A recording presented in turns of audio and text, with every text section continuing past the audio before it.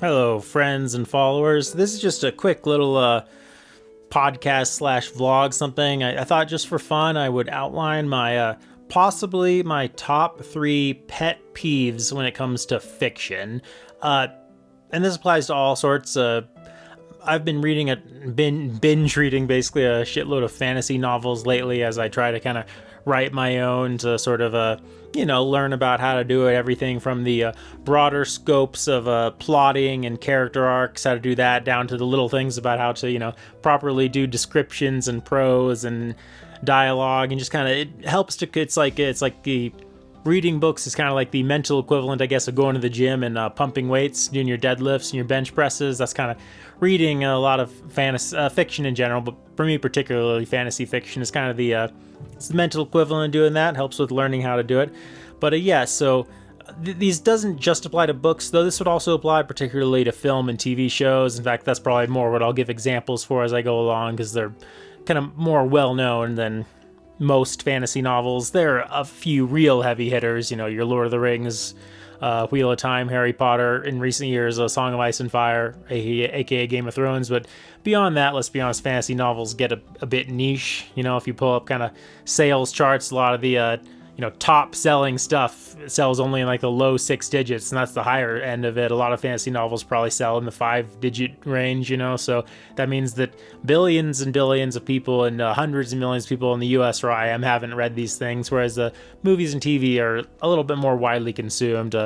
Not so much video games, because I can excuse a little bit more cliche when it comes to video game storytelling, the one caveat I'll make is that I'm not saying that I can't enjoy things that use these tropes. In fact, on the contrary, a lot of the examples I'll give are stuff I do happen to really enjoy. Not exclusively by any means. I'm definitely superhero fatigued these days. I haven't seen most of the last few superhero movies that have come out, the major ones, in theaters at all. I saw the Batman last year because it looked interesting, but other than that, it's been quite a long time. Other than that, I don't know, was Avengers Endgame the last superhero movie I saw in theaters? I think it might have been, if I'm recalling correctly. Other than that, yeah, but other than that, I'll be giving examples from stuff I do enjoy. It doesn't mean the fact that the tropes and cliches annoy me doesn't mean I can't enjoy the work, but anyway, let's go right into it. So these are in no particular order, but here are 3 fiction pet peeves I have. Number 1, I'm going to go with the chosen one, and this is a very played out thing in general. Just the idea that a character, usually our protagonist, in fact, I'll give one counterexample, but almost always our protagonist is the one picked by fate or the gods to kind of save the world, defeat evil. I'm not a huge fan of this for a couple reasons. One, it seems to imply that it's our hero's destiny to win, basically. Like it's already set in stone that they're going to be the victor, which kind of undermines dramatic tension and stakes and kind of undercuts the villain who should be threatening, to imply that, yes, this is preordained. Our hero will win. Whatever struggles come their way, it's been written in the stars for some time who the victor in this conflict will be. And 2, it kind of almost undermines, it undermines the villain to some extent by making it kind of seem like it's fate that they'll fail. It also undermines kind of the hero in question by to some extent implying it's not their own volition, their own initiative, their own hard work that will get them through the struggles and travails to come. It's something that's already been written, right? And there are a few examples of this, more than a few. There's a ton of examples of this, like I'm thinking of Buffy the Vampire Slayer, for example. She's the chosen one. She's been chosen by fate, and there are some wrinkles in it as the series goes on, but ultimately it does come down to that. Wheel of Time is the chosen one, the series, right, with the Dragon Reborn, Randall Thor. Yeah, it's the chosen one series. The kind of twist it kind of gives to it as the novels go on in particular. We'll see what happens in the show, which has many of its own issues, and I would like to talk more about that show on my main channel throughout the year and kind of comparing and contrasting it to the novels. But one interesting twist in the novels, particularly as they go on, is that we spend huge amounts of time away from the chosen one in question, the Dragon Reborn, and the characters around him. They aren't just the supporting characters in many of the novels. They are, in fact, the main characters, with Rand kind of almost stepping aside for lengths of time. One of my favorite video game series. Zelda is definitely guilty of this, with our hero Link being the chosen one over and over again. But as I said, for novels, for video games, I kind of have slightly lower standards. Willow, one of my favorite movies, a more questionable TV show, but I'll do a review of Villa Season 1 on my main channel sometime soon, but have the chosen one, Laura Dannon. Now, the interesting twist about this one is that the main character, or the titular character, is actually the chosen one's guardian, not the chosen one herself, at least in the original movie. I guess we get some of this in Harry Potter also. Isn't he the chosen one in some manner or another? I can't remember exactly, but yeah, but in general, when you're reading a fantasy novel and we find out that our hero, I mean, I'm okay with a lot of the cliches of the fantasy genre. I personally don't mind kind of the Joseph Campbell hero's journey, zero to hero, some kind of farm boy, or, castle, cutlery maid, or, a kitchen worker or a stable hand being plucked out of obscurity, going on a journey, attaining great power, defeating the Dark Lord. I like that whole cycle. I always have, I always will, probably as long as I live. I see no reason I would, in my 30s, I still like it. I see no reason in my 40s or 50s I wouldn't still enjoy stories like that. It's when you put in the little wrinkle that they've been chosen by the gods that I'm kind of like, I feel like that just undermines everything on the heroes and the villain side. So I'm not a fan of the chosen one in general, despite the fact that I've just gone through, there are works I enjoy that do employ it. Lord of the Rings doesn't really, though, does it? Frodo is legitimately just kind of a dude. And, and that's part of why he's a powerful and relatable character that we like going on the journey with, is because there's never any revelation that Frodo has been chosen by Eru Ilúvatar to save the lands from Morgoth or Sauron or anything like that. So that's one thing that I think Lord of the Rings really gets right.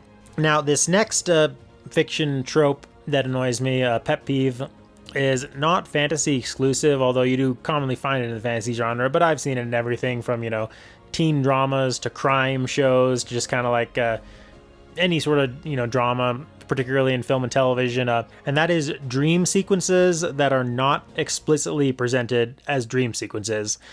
You know how the kind of scene might go, like a TV episode will open with someone in a strange setting, or even their usual setting, when suddenly something shocking will happen and will jolt them waking up in bed.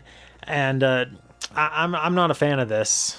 I'm not really a fan of this kind of thing at all. Heck, you can even see this in award-nominated dramas. I watched Tar, the Oscar-nominated film with Cate Blanchett. I think that it did this too, but you see this a lot in fantasy. I don't like when... I especially don't like it. I would say I like it least of all, possibly, in written form, in prose, in novels, when, we have to... everyone's seen 100 scenes where something shocking happens and the character will jolt awake in movies and TV, and I never really like it. I can't think of a single time it's ever worked for me dramatically. I'm always like, yeah, that's kind of a cheap way to get a jolt from the audience, a cheap way to... surprise the audience, a cheap way to do some exposition maybe about what the character is thinking rather than trying to work it in more organically. But it annoys me even more in prose, like a long dream sequence. I'm afraid of this. I'm going to call out Wheel of Time yet again, make it seem like I hate it, which I don't. I'm enjoying reading the books, but there's some long ass dream sequences, and they're a little much to work your way through, especially when they go on for multiple pages. The reason I do explicitly state when they're not explicitly presented as dream sequences, I don't mind if we travel into a dream world in a way that's clearly part of the plot of something. Probably the most standout example of this would be the film Inception from 13 years ago. That doesn't annoy me because obviously the film is about traveling through the world of dreams, right? Also in the world of video games, I don't know. I'm showing my boomer-esque ancient gaming sensibilities here. I'm sure there are more recent games where you travel into a world of dreams, but like Super Mario Bros. 2 or Little Nemo the Dream Master and NES, I'm not bothered by the fact that those games take place in dreams because it's part of the it's part of the central conceit of the thing. But even in more recent games, like I played I believe it was Far Cry 5, the one that takes place in Montana a few years ago. And there are these long, like, drugged out sequences in this where you have to play through these, and it's not even just cutscenes, it's like difficult gameplay sequences in like this hazy dream world. And I didn't like that either. That was also annoying to me, even though they are kind of explicitly presented as it. So I guess I'll almost alter the heading of this pet peeve to say sometimes even when they are presented explicitly as dream sequences, sometimes I don't even like that. Yeah, just say the world of dreams is not inherently very interesting to me. I don't keep a dream journal, you know. It's I'm not interested in the meaning of them. I just accept it as your brain firing random images, your synapses going a little haywire while you sleep. I'm just not that interested in it, and I don't really like it much in fiction. Even the one Buffy episode, I think it might be the season 4 finale, it's all dreams, not even close to a favorite episode of mine. So yeah. So what have we done? Number 1, The Chosen One. Number 2, dream sequences. Number 3, and this, I might be saving the quote-unquote best for last, because this is maybe my least favorite conceit in fiction, is dead characters coming back to life. And this one, oh man, is the fantasy genre guilty of this. I don't like it because it robs death of its impact and its permanence. The one exception to this might be if a TV show or movie or book fakes you out into thinking someone is dead, and it reveals that they're not really. Like 24 did this at least a couple times, the TV show. But when a character truly is dead, deceased, done away with, you see their corpse. They've been stabbed, shot, magic to death, they're dead, but then they come back to life through usually some kind of spell or trickery. That just really undermines the drama of the thing's world. And I would even shout out like some fairly mainstream series that don't really do this, like Star Wars and Harry Potter. Yeah, Star Wars has the Force ghosts, but no one ever comes back from the grave. I don't believe. Or Harry Potter, but Lord of the Rings, I gave Lord of the Rings some credit with avoiding the Chosen One. But it does do this with Gandalf. Granted, he's he's not just a human being with magic powers, he's some manner of angel, basically, in the lore of this world. It doesn't happen to like Theoden or Boromir.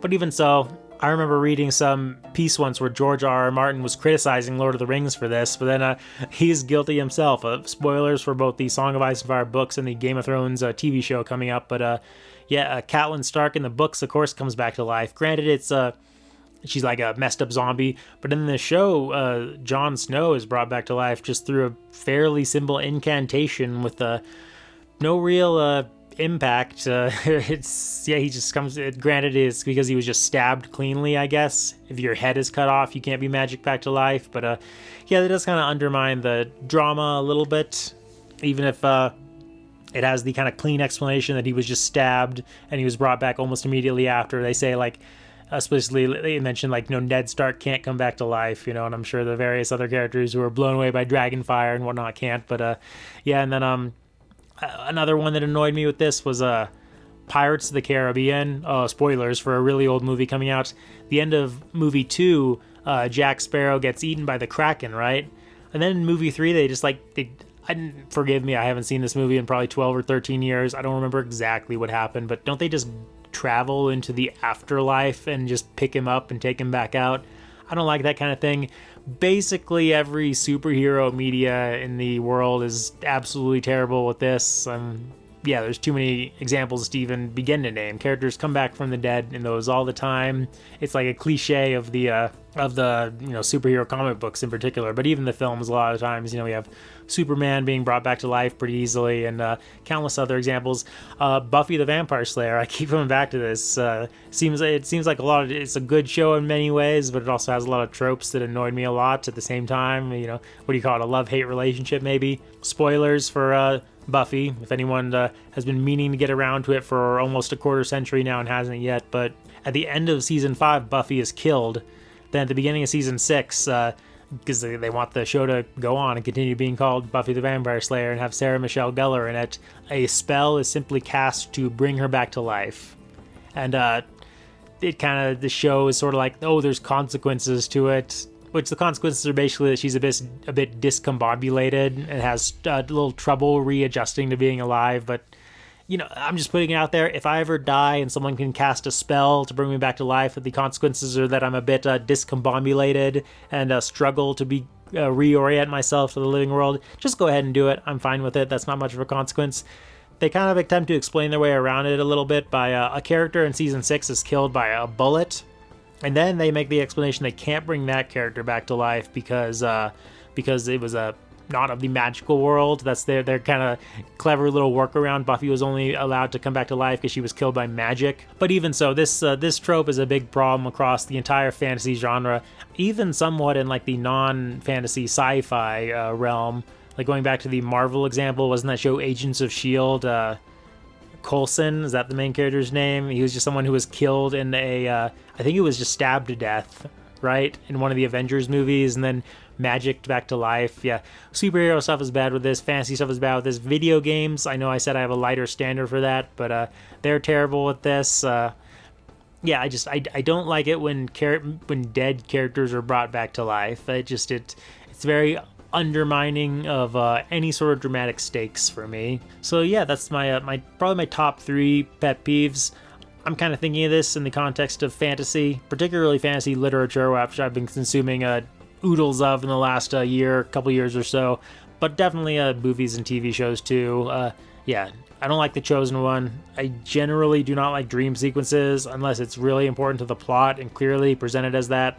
And dead characters coming back to life is my number one most disliked thing. I can assure you that in nothing I write will that ever happen. Never, ever, ever. But yeah. So, but then again, like I said, there are lots of works I do enjoy that have making use of these things. So if you hear this, maybe you can change my mind. I invite you to do so. Do something that does all 3 of these things in the first 100 pages and see if you can convince me that I'm wrong and you're right. But yep, that's it for now. Check y'all later.